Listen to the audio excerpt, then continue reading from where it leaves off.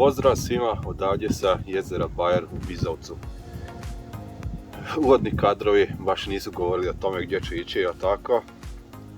Isprika zbog ninja maske, moram to iz nužde koristiti. Upravo o tome se radi u uvodnim kadrovima. Znači, došao sam ovdje u Bizovac zapravo na fizikalnu terapiju. No, naravno, kad sam već ovdje, onda sam se sjetio zašto ne bih došao nakon terapije do Bajera. Možda nešto i dobijemo. Mislio sam čak za vikend doći, ali sam vidio da bit će neko loše vrijeme, a ne smijem baš ići van po lošem vremenu, tako da sam iskoristio današnji dan i eto, za divno čudo, malo puši vjetar, ali lijepo je sunčano. Ukratko, maska, kao što vidite, imam ovako neke čudne rekvizite na sebi. Imao sam COVID i od toga sam kao posljedicu zaradio paralizu desne strane lica. To je to što želim reći o bolesti. I uglavnom pitao sam liječnika smijem li ja ići na ribolov. On je rekao slušajte svoje tijelo i svoj organizam, pa ako osjetite da možete, onda idite. Ja sam naravno poslušao svoj organizam koji je rekao što drugo nego idi van, idi u ribolov. Zadnji put sam bio u prvom mjesecu, znači 7.1. u ribolovu i od onda nisam bio na vodi i od onda sam bio bolestan i svakako sam želio izaći van i eto, iskoristio sam priliku i došao sam.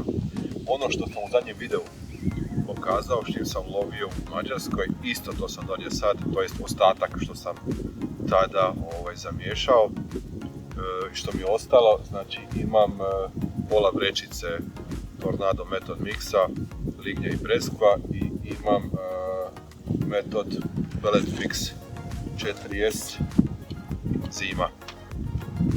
Od mamaca ovaj put idem malo sa većim mamcima, znači sad ne idemo sa Method veličinom nego sa malo većim vafterima koji su 12 mm, nisu 6 i 8 kao što je Method. Isto razni okusi, znači lignja i breskva, učmenta, mango, češnjak, ananas, ima svega, jagode i tako dalje. Tu su razni i ovi gelovi i njih ćemo upotrijebiti. Kad sam došao, negdje oko 11 sati sam prvi put zabacio, sad je 12, za sad ništa, mir, tišina, ali vani smo i dok su štapoju u vodi, znači da ima šanse i za ulov. Idemo dalje. No kako sam došao na ideju da idem u ribolov? Tako što sam sjeo u svoju malu sobicu i htio sam pripremiti novi štap i snimiti kako ga pripremam i naravno kada već imam novi štap kako izdržati, a ne otići na vodu. Kad već ne mogu na vodu, onda ću se naći za animaciju u zatvorenom, ali ta animacija je isto vezana za ribolov, a to je priprema štapova za iduću sezonu. Znači imamo ovdje štap, rolu, novi najlon i jednu šerpu. Ne bojte se, neću kuhati.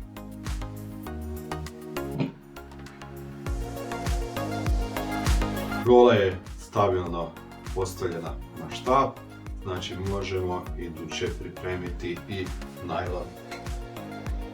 Najlon koji ću koristiti i koji inače koristim za daleka zabacivanja i za ribolov krupnije ribe.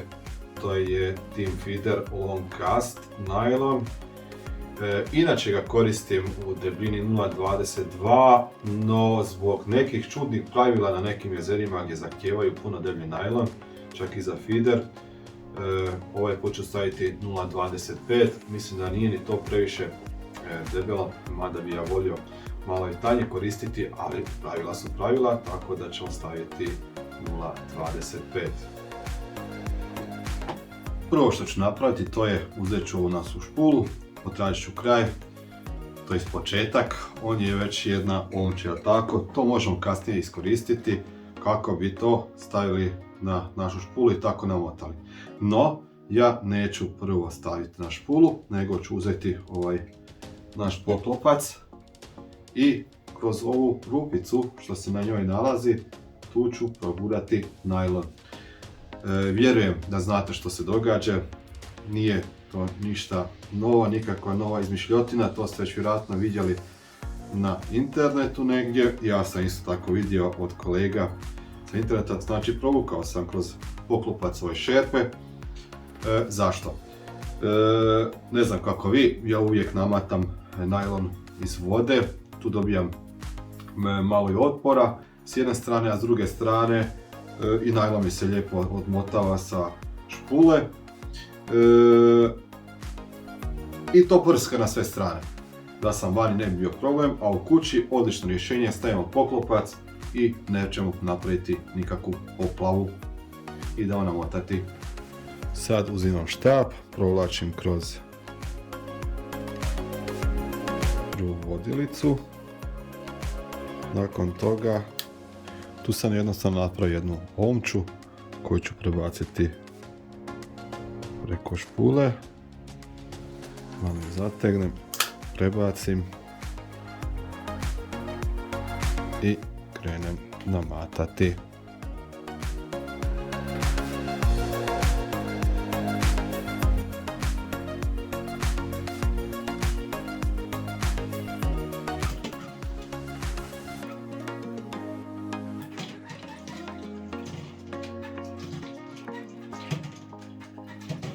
Najlon je namotan, mislim da sam dobio jedan dosta lijep profil, zadovoljan sam. Sad bi samo trebalo otići na vodu i isprobati kako to leti.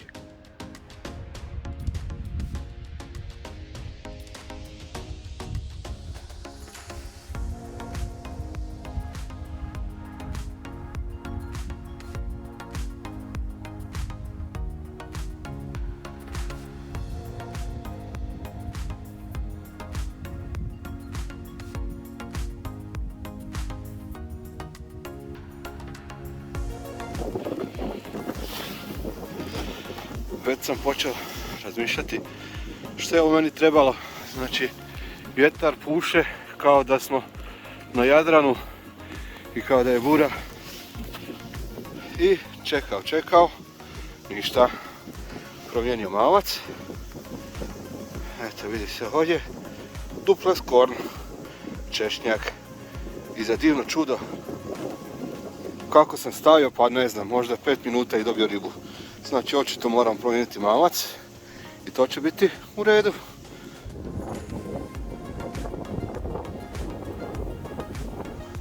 Malo puši vjetar, malo više.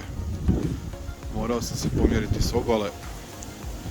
Evo, ovdje se vidi koliko to puše.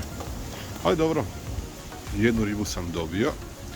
Sad razmišljam kako zamijeniti drugi mamac, ali pogledajte koliko to puše, pa tu je za zabaciti izazovno, ako ne još i gore od toga, a probat ću još malo.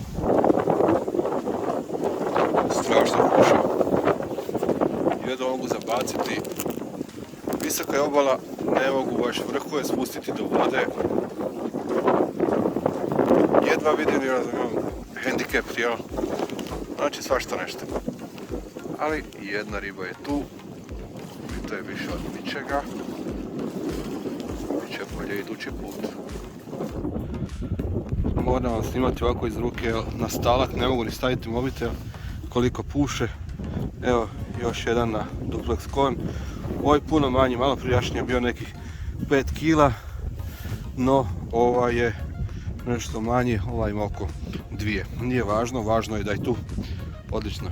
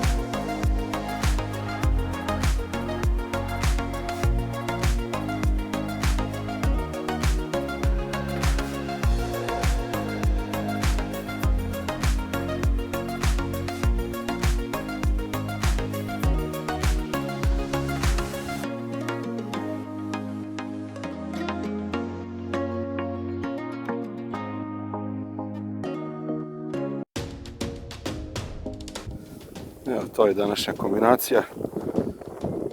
Metod mix Tornado, lignja i breskva, pomiješana sa zimskim pelet pakom, znači zajedno sve skupa.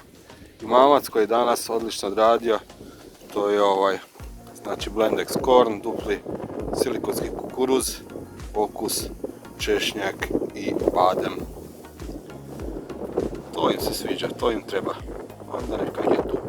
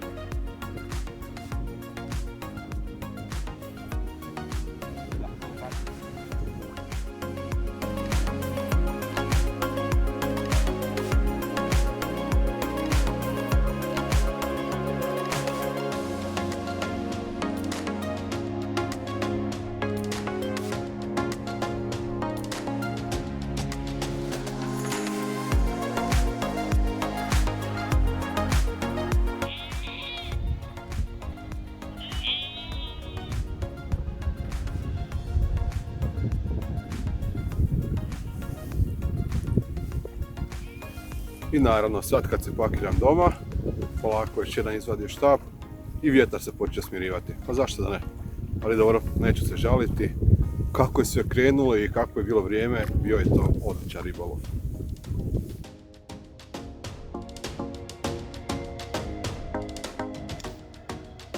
Završio je ribolov, napokon mogu skinuti ovu masku i sve ostalo. Mogu vam reći da je bilo izrazito zamarajuće ovako loviti zamaskiran. Vidite ovo, važna komorica koju moram nositi zbog ove pareze koju imam. Ništa ne vidim kroz nju. Ovo mi je slabije oko s kojim inače ne vidim baš najbolje. Što se onda događa, znači skoro ništa nisam vidio. Ovako jako čovjek nespretan, maskiran, velika jakna. Sve u svemu da se ne žalim. Odličan ribolov, kako je krenulo. Morao sam u jednom trenutku promijeniti mjesto, našao sam onu neku rupu u obali i tu sam onda sjeo i spucio sam niže štapove jer toliko je puhao vjetar da više nikakvu indikaciju, ništa nisam mogao vidjeti koliko je to bilo, koliko je to puhao vjetar. Isprika zbog ovog.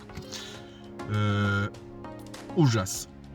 Vjetar, strava, ali snašao sam se i danas Tornado mamci nisu toliko radili, ali zato znači špeci korn čudotvorni mamac, znači nije prvi put da spašava situaciju.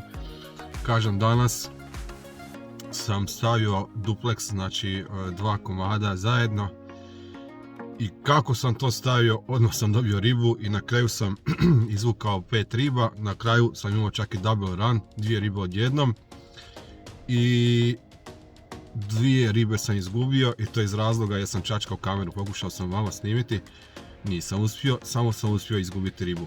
Ništa, odličan ribolov, hvala gospodinu Albertu Katančiću koji je predsjednik športskog ribolovnog društva Bandar Bizovac, koji je bio jako susretljiv, i nastavite sa dobrim poslom. Ovo je jedno jako lijepo jezero gdje ću se sigurno vratiti.